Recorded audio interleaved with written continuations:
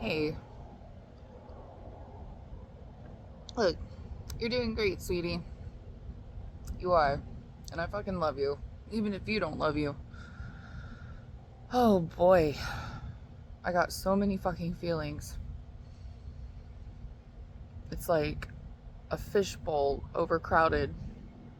And the fish are like the feelings that are triggered by the thoughts that I guess are the species of the fish, right? Fuck, dude. You're my only fucking friend right now that I have to talk to. Like, I have friends, I have people that love me, I love them back, but, everyone's busy.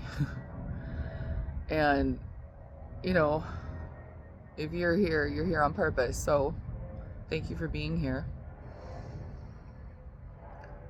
Oh my god. There's like the need to understand myself, kind of like an onion. It's layer after layer after layer. And if I can remember that I am the soul, as I experience all these layers of, like, I don't know, bullshit. There's bullshit at all the layers of my life. And I think that's true for all of us. So I'm not trying to, feel like a special victim right now. I'm trying to understand myself and talk to a camera, and it's going okay. This is my coping tool that I have to calm down because I've been isolated a lot.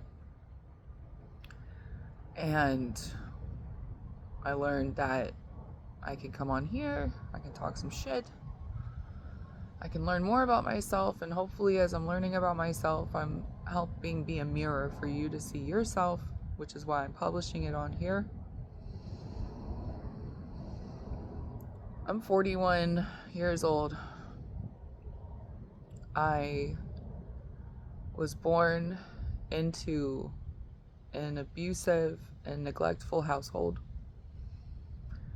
And I've done a lot of work in my understanding of what I experienced to, incorporate ideas like class consciousness and, how do you put it, just like bullshit, like fucking propaganda. My parents were completely propagandized. And I would say the same for the entire boomer generation. Their mentality created us. I'm a millennial.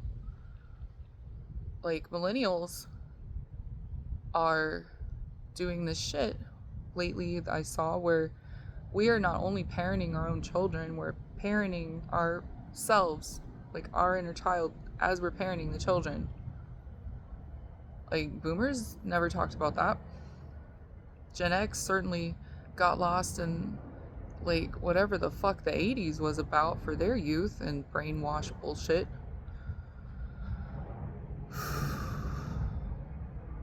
Like, I get the clip of Dave Chappelle in my head where he's playing Rick James and kicking the couch, and he's like, they never should have gave you N-words money. And it's like, they never should have gave you N-words educations. Us millennials, the ones who started college, with this promise that you're gonna just get a great job, and then by the time we're getting out of college, the market is saturated with people with degrees. It was supposed to, like, when I started college, it was special to have a bachelor's. When I ended college, it's like, you're nothing if you don't have a master's. Well, I was going to go get a PhD, and then my dad died, and I didn't really want to be in the middle of North Alabama by myself. It was supposed to be with him. But looking back, I would have been too sick. I probably would have had some sort of psychotic break because I would have been in an environment that is not showing me myself. Like, it has taken a lot to really get to the root of, wash and undo the effects of the early childhood neglect shit. And I have anxiety responses that are not proportionate to events, but my continued practice of becoming aware of the shit and parenting myself through the shit is resulting in a life that is going more smoothly in my head. I have moments like I have right now where I'm completely full of feelings and I'm processing them. I'm not crying. I want to cry. I probably need to cry. I'll probably cry at some point. I'm a crybaby. But, yeah. Life shit is fucking great. When you have the full context of why we're here, then you don't get enchanted by the propaganda. You see it for what it is, you know. Like being a soul, like in the body, understanding that you are here having a dream experience of consciousness itself. Like there's a clip of Joseph Campbell breaking down a picture of Shiva laying down, Brahma coming from his navel on a lotus, like the stem goes up from the navel and then the lotus flower and Brahma sitting in the middle. And that picture is an allegory of what life is. And in that allegory, it is Shiva dreaming. And as Shiva is dreaming, Brahma is creating. So going back to this idea of layers, we're in one of the many layers of consciousness experiencing itself, because consciousness is multidimensional. It's not just in this dreamscape. There's other dimensions of dreamscape. I want to say Joseph Campbell had also said this, someone did, about this idea of all the layers, like being Maya, like even the Garden of the Gods is still a form of Maya. Like the absolute is a complete absence. So there's nowhere to be, which is why we need the layers, right? If you're with me, you're with me. If I sound crazy, then that's good. If you're still listening. I've been on this shit a while. And I've never had like the level of inner peace that I've had. And I'm sharing ideas that have brought me to a sense of self that I didn't even know was possible. So for anyone else who is locked in their minds, you know, which again, the propaganda machine has been working very hard to keep you in there.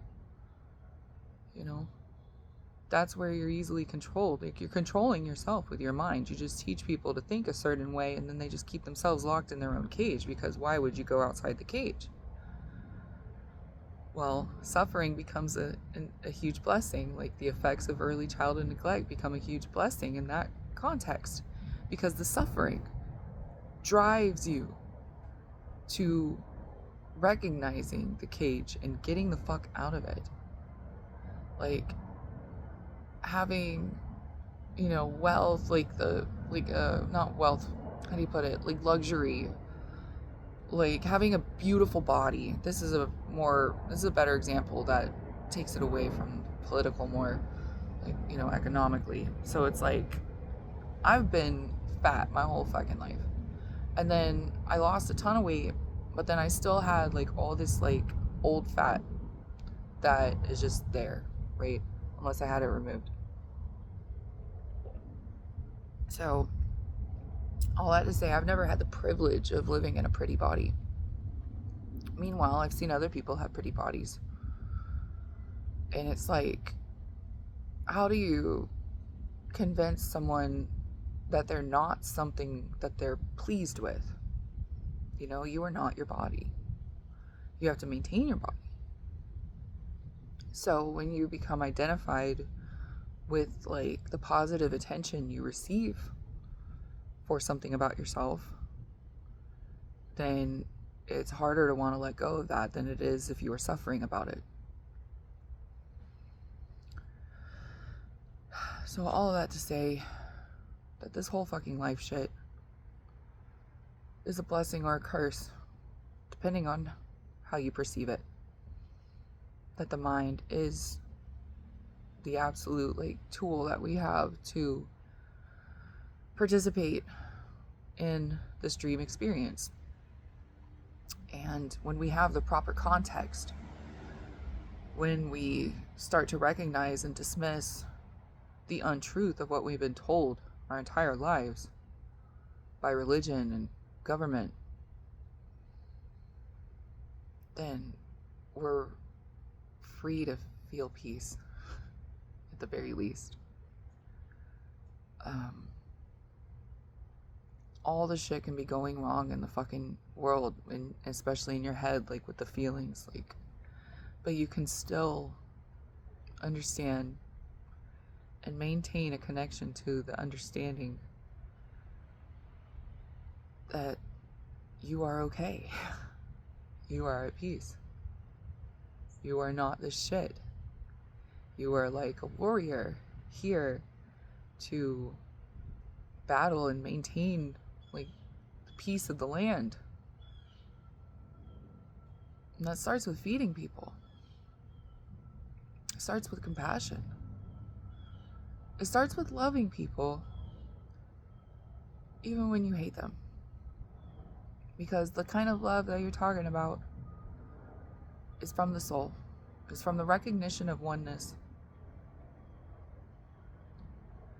It's our greatest fucking weapon, guys. They got nuclear missiles and shit. They've already bombed suburbs for lesser crimes.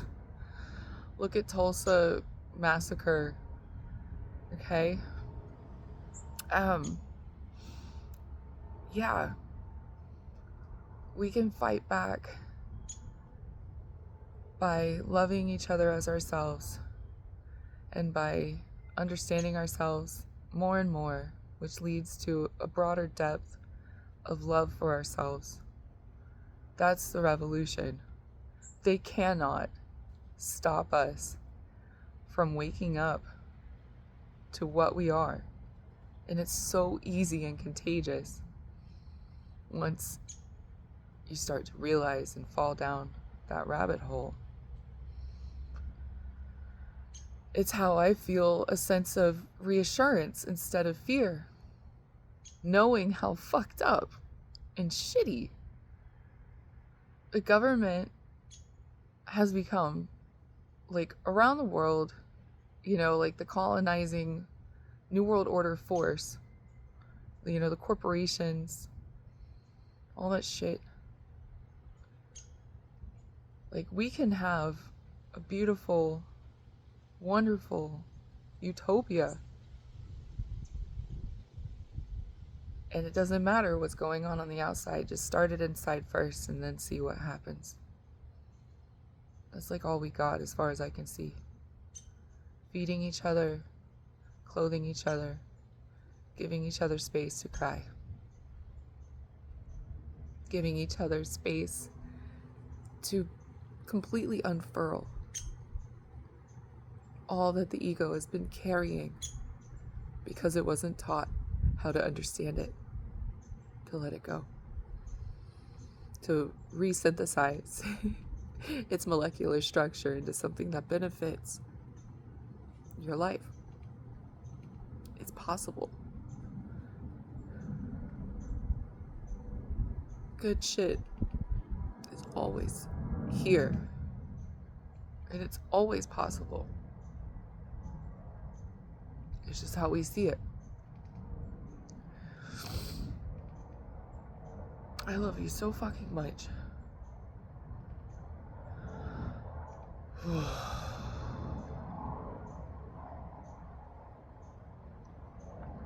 I'm gonna sing Om Namah Shivaya.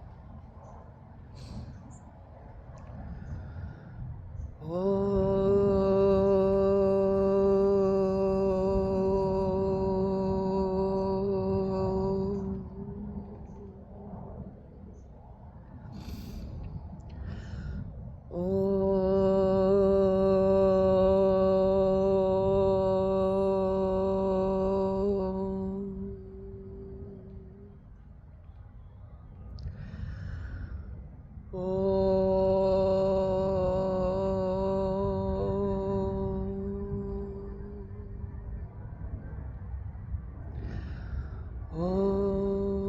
Namah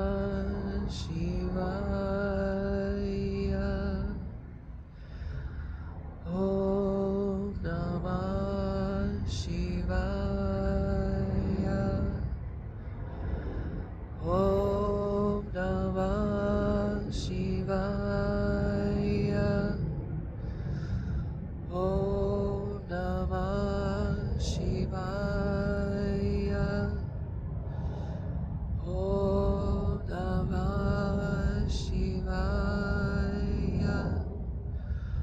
Om Namah Shivaya. Om Namah Shivaya. Om Namah Shivaya. Om Namah Shivaya.